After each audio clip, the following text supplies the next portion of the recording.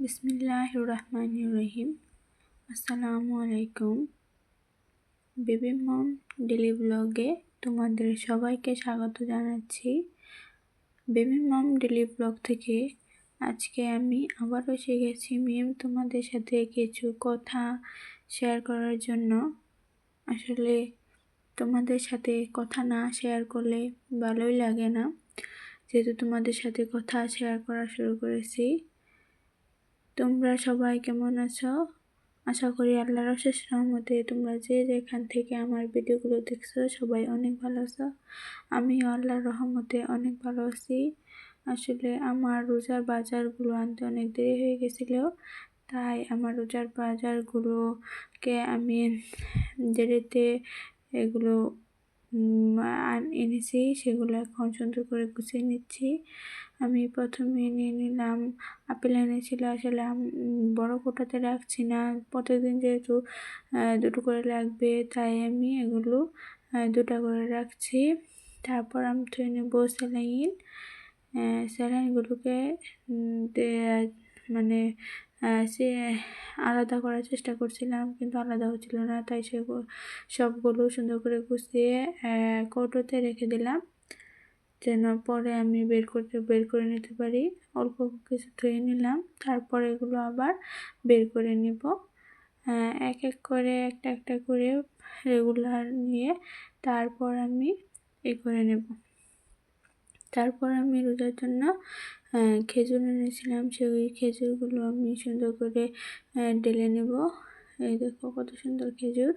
আসলে যেহেতু রোজার সব কিছুতে এখন অনেক দাম বেড়ে গেছে। খেজুর, লেবু, যেমন সব সবজি, সব কিছুর আগে থেকে অনেক দাম বেড়ে গেল। আসলে সাধারণ মানুষ, মধ্যবিত্ত পরিবাররা কিভাবে কি করবে কিচ্ছু বুঝতেছে না। আসলে রোজাতে সব কিছুর এত দাম বাড়ানোটা উচিত হয়নি। আশা করি তোমরা বুঝতে পারছো, যারা গরিব মধ্যবিত্ত বা দিন আনা দিন খাওয়া মানুষ আছে, তারা বুঝতে পারবে যে দিন আনা দিন খাওয়া মানুষের এরকম বেশি বেশি দামে বাজার করাটা কত কষ্ট হয়ে পড়ে। আসলে বাজারগুলো যদি একটু কম দামে হয়, রোজাতে এমনিতেই বাজার করা খুব কষ্টসাধ্য হয়ে পড়ে।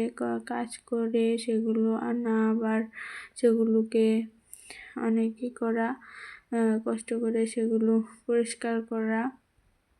আসলে আজকে তোমাদের সাথে আমার বয়সটা দিতে খুব কষ্ট হচ্ছে। আসলে আজকে প্রথম রোজা ছিল, তারপর আমার বেবিটা অনেক জ্বালাতন করে, তাই তোমাদের সাথে আমার ভিডিওটা দিতে দেরি হয়। বন্ধুরা, আসলে আমি তোমাদের সাথে আজকে তেমন কিছু শেয়ার করব না, খুব অল্প কিছু শেয়ার করব। আমি তোমাদের সাথে আজকে শেয়ার করছি এই রমজান মাসে পুরো মাসটা আমি কিভাবে রান্নাঘরে গুছিয়ে রাখবো, রান্নাঘরের কাজগুলো কিভাবে তাড়াহুড়ো করে করতে পারি সেটাই শেয়ার করব আজকে। আমি আসলে আমার মশলাগুলো কটায় ভরে নিচ্ছি। আসলে এই মশলাগুলো অল্প অল্প থাকলে দেখা যায় যে রান্না করতে গিয়ে অনেক অসুবিধা বা ঝামেলা হয়ে পড়ে, তাই আমি এগুলোকে আজকে সুন্দর করে ভরে নিচ্ছি।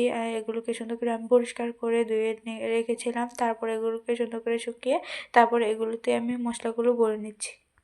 দয়া করে আমার এই ভিডিওটি যাদের কাছে পৌঁছে যাবে, প্লিজ দয়া করে লাইক, কমেন্ট, শেয়ার এবং সাবস্ক্রাইব করে রেখো। আসলে তোমাদের একটা লাইক, একটা কমেন্ট, একটা সাবস্ক্রাইব আমার অনেক কাজে লাগবে, আমার এই চ্যানেলটা অনেক দূর এগিয়ে নিয়ে যাবে। আসলে আমরা ইউটিউব চ্যানেলের যারা ইউটিউবার আছি, তারা কিন্তু একটা কথাই জানি যে দর্শকদের মন জয় করা, দর্শকদের কাছে জনপ্রিয় হওয়া। যদি আমার একটা কথা, আমার একটু ভিডিও বা আমার একটু কথাগুলো যদি তোমার একটু ভালো লেগে থাকে, তাহলে অবশ্যই আমার এই ভিডিওটিতে একটা লাইক, একটা কমেন্ট এবং সাবস্ক্রাইব করে রেখো, এবং তোমার আশেপাশের বন্ধুদেরকে শেয়ার করে দিও, যাতে আমার ভিডিওগুলো দেখে তারা কিছুটা হলেও আমার কথা থেকে উপকৃত হয়। আসলে সংসার জীবনে মহিলাদের কিন্তু অনেক কাজ থাকে। আসলে মহিলারা পারে একটা সংসারকে সুন্দর করে সামনে নিতে। আসলে সেই সংসারটা হয় শুধু একটা মহিলাদের ভালো লাগার ভালোবাসার একটা সংসার। সেই সংসারটাকে সুন্দর করে গুছিয়ে রাখতে অনেক কিছু চেষ্টা করা হয়। মহিলারা আসলে এই সংসারটাকে গুছিয়ে রাখতে নিজের জীবনের চেয়ে নিজের জীবনের উৎসর্গ করে তারপর এই সংসারগুলোকে সাজিয়ে গুছিয়ে রাখে। আসলে প্রত্যেকটা নারী জানে তার সংসারটা সামলানো কতটা কঠিন। আসলে সংসার হচ্ছে এমন একটা পর্যায় যেখানে গেলে শান্তি সুখ মিলে, আবার এমন সংসার আছে যেখানে গেলে কষ্টের চেয়ে কষ্ট বেশি হয়।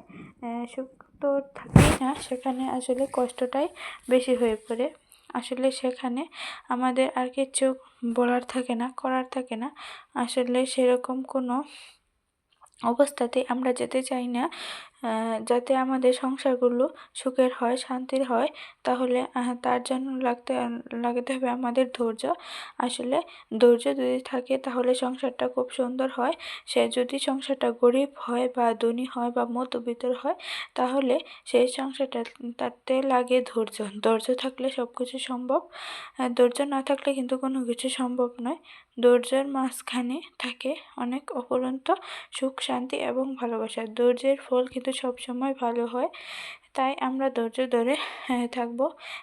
এই ধরো ইউটিউবে এসেছি, এই ইউটিউবের কাজটা কিন্তু ধৈর্যের কাজ। আসলে ইউটিউবে পড়ে থাকতে হবে, ইউটিউবে ধৈর্য ধরতে হবে। যেমন ধরো ইউটিউব হচ্ছে একটা সংসারের মতো, ইউটিউব হচ্ছে একটা পরিবারের মতো। সেখানে আমরা ধৈর্য ধরে পড়ে থাকবো। সংসারে যেমন মহিলারা ধৈর্য ধরে সব কিছু কাজ করে এবং অনেকের কথা শোনার পরেও তারা ধৈর্য ধরে সেই সংসারটাতেই পড়ে থাকে, তেমন ইউটিউবেও ধৈর্য ধরে পড়ে থাকতে হয়। একদিন না একদিন অবশ্যই সফল আসবে, আমারও একদিন সফল আসবে অবশ্যই। তোমাদের যদি আমার একটু কথা ভালো লেগে থাকে, প্লিজ লাইক, কমেন্ট, সাবস্ক্রাইব করে আমার পাশে থেকো।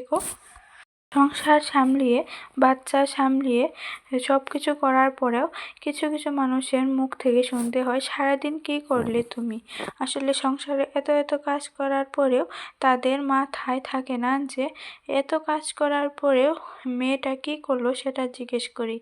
আসলে বাচ্চা সামলানো, সংসার সামলানো, সংসারে যাবতীয় কাজকর্ম এবং সংসারের রান্নাবান্না, সংসারে বাড়ির লোকেদের এইভাবে তাদের কাছ থেকে আশা করা যায় না যে ভালো ব্যবহার। আসলে তারা জানে না যে একটা সংসারে মহিলাদের কতটা দায়িত্ব থাকে। রমজান মাসে সবসময় কাজগুলো দ্রুত করার চেষ্টা করি। আসলে তোমাদের সাথে ভিডিও করা এবং সেটাকে এডিটিং করে সব কাজকর্ম করে ভয়েস দিয়ে তোমাদের সাথে শেয়ার করা খুব কষ্ট হয়ে পড়ে। তবুও চেষ্টা করি আমি না ইউটিউবে পড়ে থাকবো, ইউটিউবে কাজগুলো করব। আমার কিছু শখের জিনিস তোমাদের সাথে শেয়ার করি। আসলে তোমাদের যদি আমার এই শখেরগুলো একটু ভালো থাকে, শখের জিনিসগুলো, প্লিজ লাইক করে সাবস্ক্রাইব করে দিও। এই দেখো মাটির ব্যাংকটাতে আমি আমার সন্তানের জন্য টাকা জমাবো। এটাতে আমার সন্তান টাকা জমাবে, তাই এটা আমি আমার সন্তানকে নিয়ে দিয়েছি। তোমাদের যদি একটু ভালো লেগে থাকে, প্লিজ লাইক, কমেন্ট, শেয়ার করে সাবস্ক্রাইব করে রেখো। আসলে মেয়েরা তো পারে একটা সংসার সামলাতে, মেয়েরাই পারে মানুষের কথা শুনে সেই সংসারটা টিকিয়ে রাখতে। একটা মেয়ে যদি সংসার না টিকায় তাহলে কিন্তু সেই সংসারটা টেকে না। তাই আমরা মেয়েরা সংসারটা টেকানোর জন্য কত চেষ্টা করি সেটা একমাত্র আমরাই জানি, আর কেউ জানুক বা না জানুক। অবশেষে সব কিছু পরেও বলবো আলহামদুলিল্লাহ, যা পেয়েছি, যা দিয়েছেন আল্লাহ অনেক ভালো দিয়েছেন। অনেক কিছুতেই আমরা পারি সুখে থাকতে, ভালো থাকলে। আল্লাহ যা দিয়েছে তাতেই আমি সন্তুষ্ট। আল্লাহ এর থেকে অনেক খারাপভাবে রেখেছে, তার থেকে আমাকে অনেক ভালো লেগেছে, ভালো রেখেছে। আলহামদুলিল্লাহ, আমি চেষ্টা করব আল্লাহর এই দেওয়াটাকে সুন্দরভাবে কাজে লাগিয়ে সুন্দরভাবে থাকতে। এবার আমি তোমাদের সাথে এতটুকু শেয়ার করব। যদি তোমাদের আমার এই ভিডিওগুলো ভালো লেগে থাকে, প্লিজ লাইক, কমেন্ট, শেয়ার করে সাবস্ক্রাইব করে দিও। তারপরে দেখো আমার আজকের ইফতারিতে কি খেয়েছি সেটা তোমাদের সাথে শেয়ার করলাম। ইফতারিতে যতটাই খাই আসলে মনে হয় যেন অনেকটাই খেয়ে ফেলেছি। এতটুকুই। আল্লাহ হাফেজ। ধন্যবাদ।